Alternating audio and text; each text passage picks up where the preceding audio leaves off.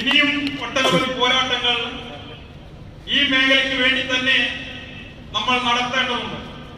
നമുക്കറിയാം, ഒരു കാലഘട്ടത്തിൽ ഇൻസൈഡ് ചെയ്ത് ബാഗും പിടിച്ചു പോയാൽ നീ ഡയറ്റ് സെയിലിംഗ് ചെയ്യുന്ന ആളാണോ കയറി ജീപ്പിൽ എന്ന് പറയുന്ന കാലത്ത് നിന്ന് ഏതെങ്കിലും ഒരു രാഷ്ട്രീയക്കാരൻ കണ്ടു കഴിഞ്ഞാൽ ഇതൊന്നും ഒരു മോശം ബിസിനസ്സാണ് എന്ന് പറയുന്ന കാലം, മതസംഘടനകൾ, യുവജന സംഘടനകൾ, നാനാവിധത്തിലുള്ള ജനസമൂഹങ്ങൾ ഈ ഇൻഡസ്ട്രിയെ ഒരു മോശം ബിസിനസ്സായി കണ്ടിരുന്ന കാലഘട്ടം എല്ലാം മാറി ഇന്ന് ജനങ്ങളും ഉദ്യോഗസ്ഥന്മാരും പോലീസും ഗവൺമെന്റും അംഗീകരിക്കുന്ന രീതിയിലേക്ക് ഈ ഹോളിൽ ഇരിക്കുന്ന ഒട്ടനവധി ആളുകളും ട്രേഡ് യൂണിയനുകളും എല്ലാവരുടെയും കൂട്ടായ സമരത്തിന്റെ ഭാഗമായി ഇതൊരു ബിസിനസ്സായി മാറി എന്നത് സത്യമാണ്.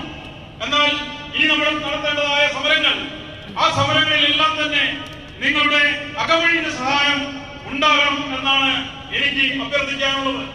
ഇവിടെ നമുക്കൊരു കേരളത്തിലോ അല്ലെങ്കിൽ ഇന്ത്യയിൽ ഒരു മാർഗരേഖയോ അല്ലെങ്കിൽ ഒരു നോഡൽ ഓഫീസറോ ഉണ്ടായതുകൊണ്ട് മാത്രം ഈ ഇൻഡസ്ട്രി വരും തലമുറയ്ക്ക് ഒരു സുരക്ഷിതത്വത്തോടു കൂടി മുന്നോട്ട് കൊണ്ടുപോകാൻ കഴിയുമെന്ന് നമ്മളാരും വിശ്വസിക്കുന്നില്ല.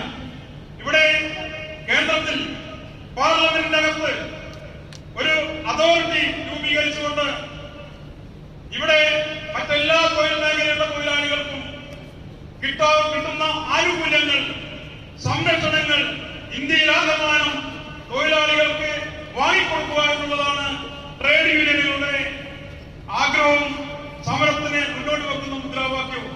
അത്തരം സമരങ്ങളിലേക്ക് നിങ്ങളുടെ എല്ലാവരുടെയും സഹകരണം ഭാവിയിൽ ഉണ്ടാവണമെന്ന് മാത്രം പറഞ്ഞുകൊണ്ട് നിങ്ങൾ എല്ലാവരെയും അഭിവാദനം ചെയ്തുകൊണ്ട് നിർത്തുന്നു.